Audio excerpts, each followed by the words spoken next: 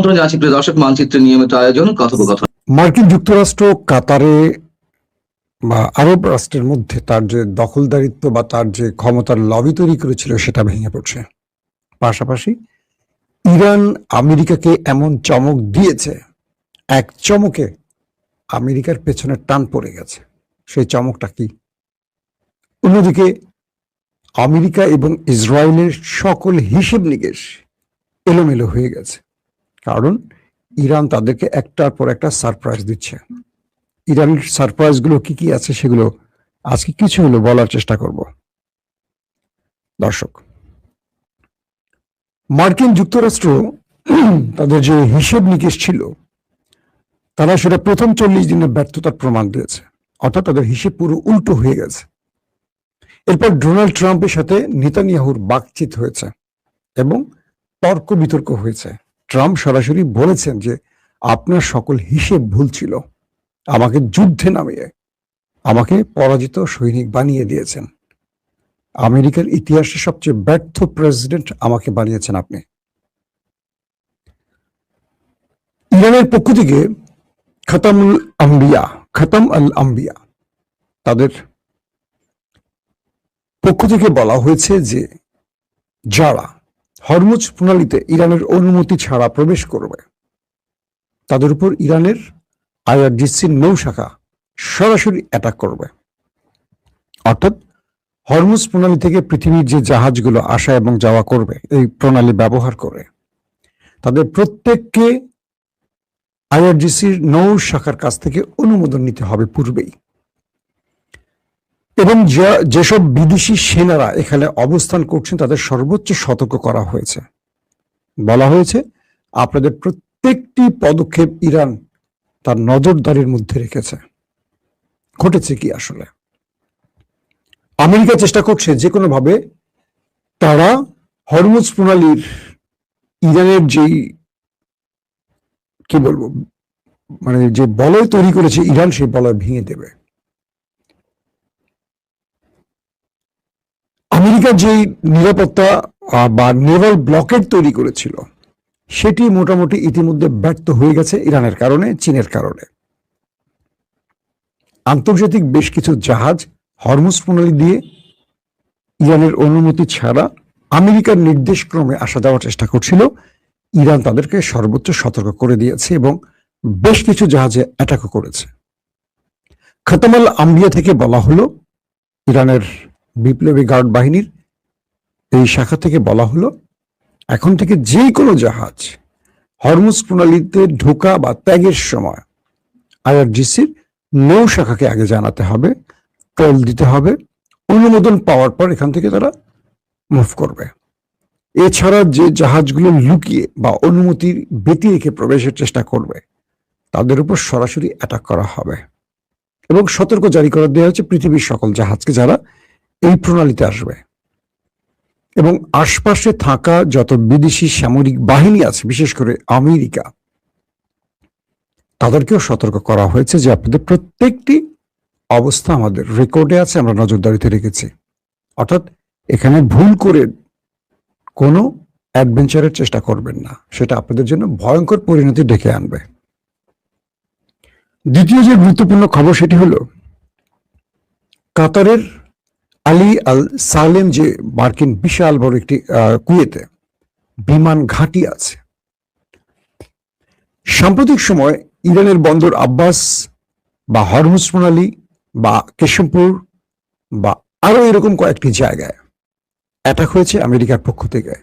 Iran সেই অ্যাটাকগুলোকে প্রতিহত করেছে, কিন্তু ইরান প্রতিহত শুধু করে চুপ থাকেনি, এবার মার্কিন যুক্তরাষ্ট্রকে গেল বুধবার একটা বড় ধাক্কা দিয়েছিল ইরান। সেটি হলো কুয়েতের আলী আল সালেম বিমান ঘাঁটিতে ইরান আক্রমণ করেছে।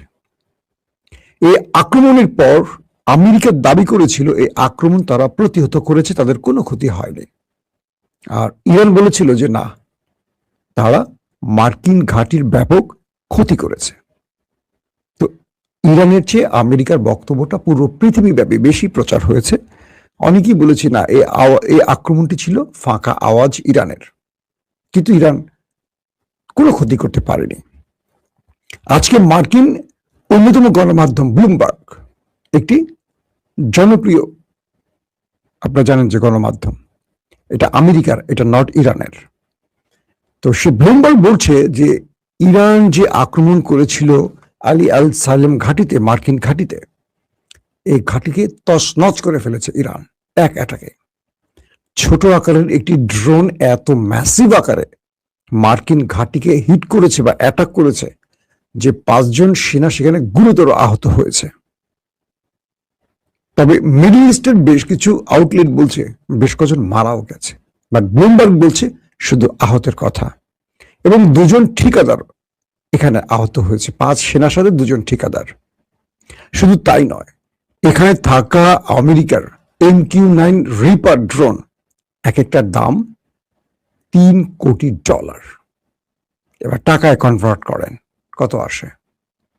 তো সেই মার্কিন সবচেয়ে আধুনিক যে ড্রোন MQ-9 রিপার, এই 3টিকে মোটামুটি ধ্বংস করে ফেলেছে ইরান, যেটি আলী আল সালেম ঘাঁটিতে অবস্থান ছিল। মার্কিন কয়েকটি সূত্র দাবি করছে যে ইরানের এই ছোট আকারের ড্রোনটি এত স্পিডে, মানে হাইপারসোনিক স্পিডে এসে কুয়েতে এই ঘাঁটিকে হিট করেছে যে আমেরিকার কোটি কোটি ডলারের, মানে বিলিয়ন বিলিয়ন ডলারের আকাশ প্রতিরক্ষা সিস্টেম ইরানের এই মিসাইলটিকে ইন্টারসেপ্ট করতে পারেনি। পরবর্তী ইরানের কয়েকটি গণমাধ্যম বলছে এই মিসাইলটির নাম ফাতা 110। এই ফাতা কয়েকটি সিরিজ মিসাইল কিন্তু ইরানের হাতে রয়েছে। তো এর মধ্যে ফাতা 110 দিয়ে কুয়েতে মার্কিন ঘাঁটিকে টার্গেট করেছিল ইরান। কিন্তু কুয়েতের এই বিমান ঘাঁটির চারদিকে, যেহেতু আমেরিকা এই ঘাঁটি ব্যবহার করে ইরানের বন্দর আব্বাসে অ্যাটাক করেছিল, অর্থাৎ কুয়েতের এই ঘাঁটিটি ব্যবহার করেই মার্কিন যুদ্ধ বিমান এবং ড্রোন ইরান এসে অ্যাটাক করেছিল।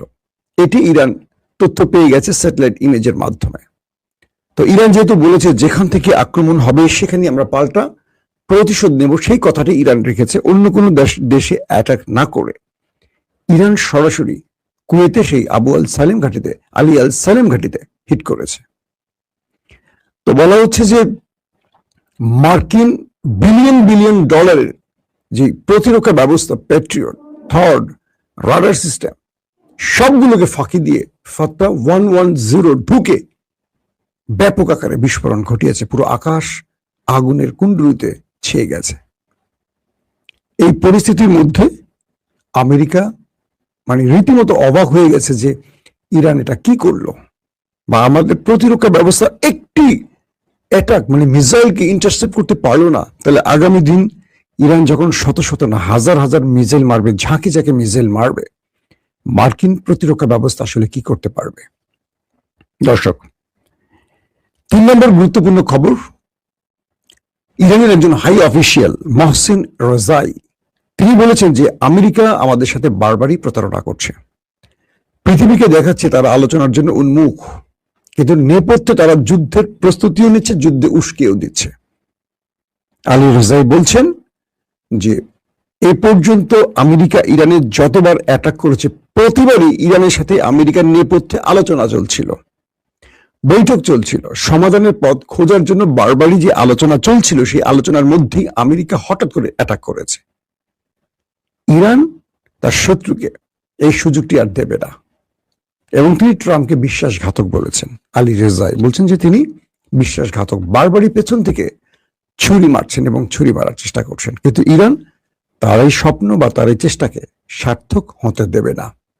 অন্যদিকে মার্কিন পেন্টাগনের প্রধান পিট হেগসেট তিনি বলছেন, মানে তিনি এখন সিঙ্গাপুরে, তো সিঙ্গাপুর থেকে তিনি বলছেন আমরা আলোচনায় আছি, বাট আমরা শত্রুকে মানে ইরানকে শেষ করার জন্য প্রস্তুত আছি।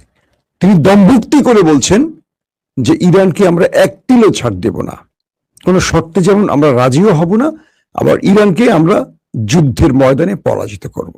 কে? পিট হেগসেট। মার্কিন সেন্ট্রাল কমান্ড, যেটাকে বলে সেন্টকম, তারা বলছে তাদের সকল প্রস্তুতি সম্পন্ন এবং নির্দেশনা পাওয়া মাত্র তারা ইরানকে সবচেয়ে বড় আঘাতটা করবে। আর ইরান বলছে তোমাদের জন্য আমরা প্রস্তুত, তোমরা যে সময় আঘাত করবে তার পাল্টা জবাব আমরা দেব আমাদের ভয়ঙ্কর মিসাইল দিয়ে। গতকালকে মুস্তফা খামেনি যে ভয়ঙ্কর মিসাইলের কথা শুনিয়েছে বিশ্বকে, সেই ভয়ঙ্কর মিসাইল নিয়ে আমেরিকা এখন রীতিমতো টেনশন করছে যে ইরানের কাছে আসলে কি টাইপের মিসাইল আছে। মোসাদ, সিআইএ বা আদার্স ইন্টেলিজেন্স গুলো ইরানের ভেতর থেকে এই তথ্য জানার চেষ্টা করছে যে ইরান আসলে নতুন ভেরিয়েন্টে আর কি কি মিসাইল তার স্টোরেজে রেখেছে। অর্থাৎ বিগত 40 দিন ইরান যেসব মিসাইল ব্যবহার করেনি, আসছে যুদ্ধে তারা সেটা ব্যবহার করবে এই ঘোষণাটি দিয়েছে এবং বলা হয়েছে এটি পৃথিবী আগে দেখেনি এবং এটি হবে সবচেয়ে ভয়ঙ্কর। শত্রুর করুণ পরিণতির জন্য এই মিসাইল হবে সবচেয়ে ভয়ঙ্কর। কে বলছে? মুস্তফা খামেনি। তো এটি নিয়ে ডোনাল্ড ট্রাম্প তার নিরাপত্তা বাহিনী এজেন্সিগুলোর সাথে বসছেন, জরুরি সিচুয়েশন রুমে বৈঠক করছেন এবং এটা সন্ধান বা অনুসন্ধান চালাচ্ছেন। দর্শক, আজকের গুরুত্বপূর্ণ খবর আরেকটি আছে, সেটি হলো যখন হরমুজ প্রণালীতে ট্রাম্প ইরানকে কোনোভাবেই টোল নিতে দেবে না ঘোষণা দিয়েছে, ইরান তখন বলেছে পৃথিবী এপার ওপার হয়ে যাক, এসপার ওসপার হয়ে যাক, ধ্বংস হয়ে যাক, ইরান হরমুজ প্রণালী টোল নেবেই। এবার ইরানের পাশে এসে দাঁড়ালো আরেকটি মুসলিম দেশ, তামিম বিন হামাদ আল থানির দেশ কাতার। অর্থাৎ যে কাতার থেকে ইরানে হামলা করেছে বা মার্কিন যুক্তরাষ্ট্রের অন্যতম মিত্র বা গালফ কান্ট্রির অন্যতম কি বলবো নিরাপত্তার শক্তির আধার যে আমেরিকা, সেই আমেরিকার অন্যতম শীর্ষ কাতার, মানে আমেরিকার আরবে যতগুলো ঘাঁটি আছে সবচেয়ে বড় ঘাঁটিটি কিন্তু কাতারে আছে আমেরিকার, আপনারা জানেন, আল উদাইদ।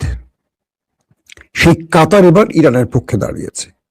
কাতার প্রকাশ্যে বলেছে হরমুজ প্রণালী থেকে ইরান যে টোল নিতে চাচ্ছে বা টোল নেবে ঘোষণা দিয়েছে বা টোল নিচ্ছে, এতে কাতারের কোনো আপত্তি নেই।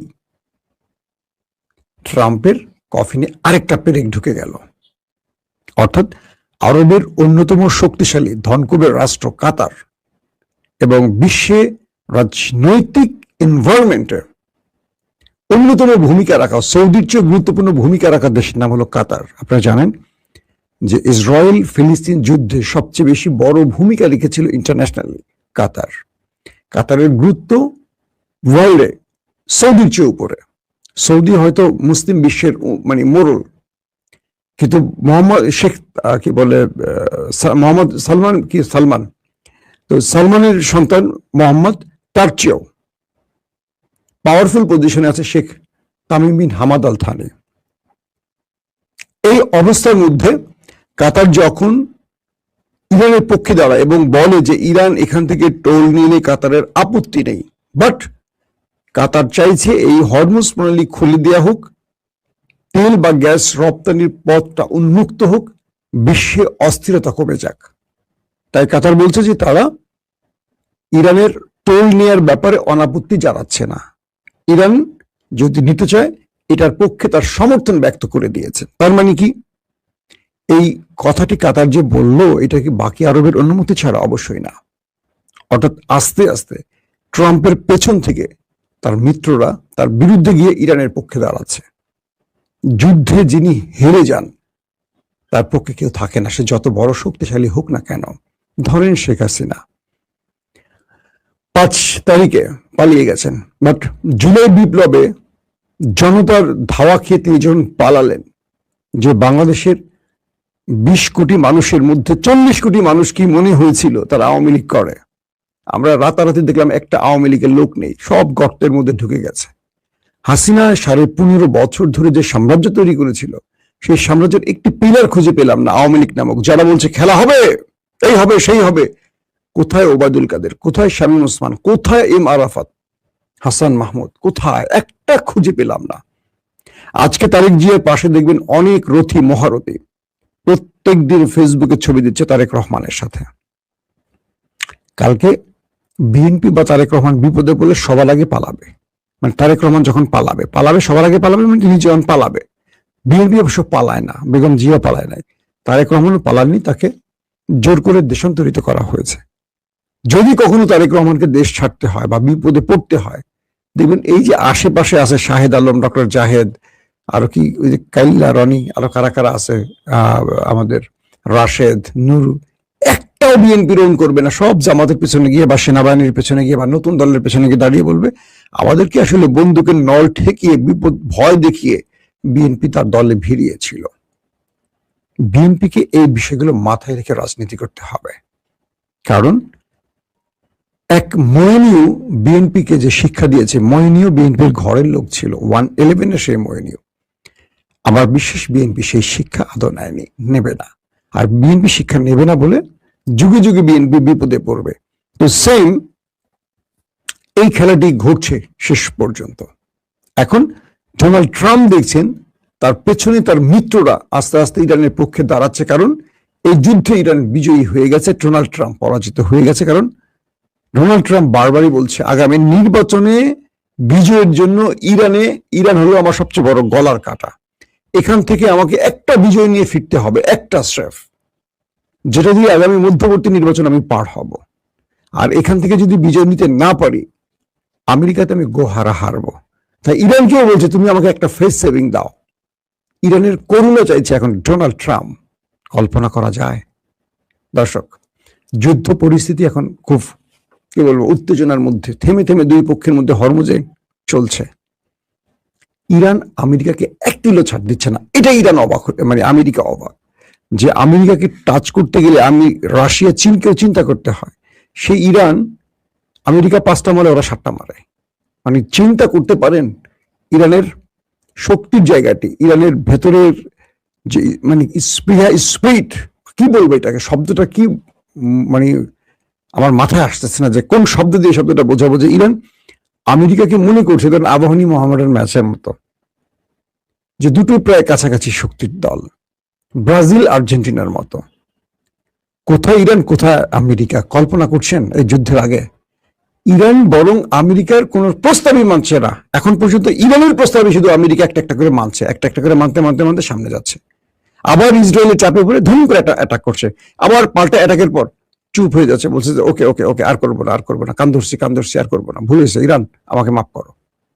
এই পরিস্থিতির মধ্যে আছে, কিন্তু ভেতরে যুদ্ধ পরিস্থিতি চলছে। কারণ ট্রাম্প যখন দেখছেন ইরান তার কোনো শর্ত মানছে না, তখন তার একটা যুদ্ধের বিজয় দরকার। হয়তোবা ট্রাম্প এই যুদ্ধে বিজয়ের জন্য একটা যুদ্ধ শুরু করে দিতে পারেন, কিন্তু ট্রাম্পের পেন্টাগন বলছে, তার সামরিক বাহিনী বলছে এটা বিজয় হবে না, এটা হয়তো ট্রাই হবে, মানে ড্র হবে, অথবা আমেরিকার পরাজয় হবে। প্রত্যেকে ভালো থাকবেন। আল্লাহ।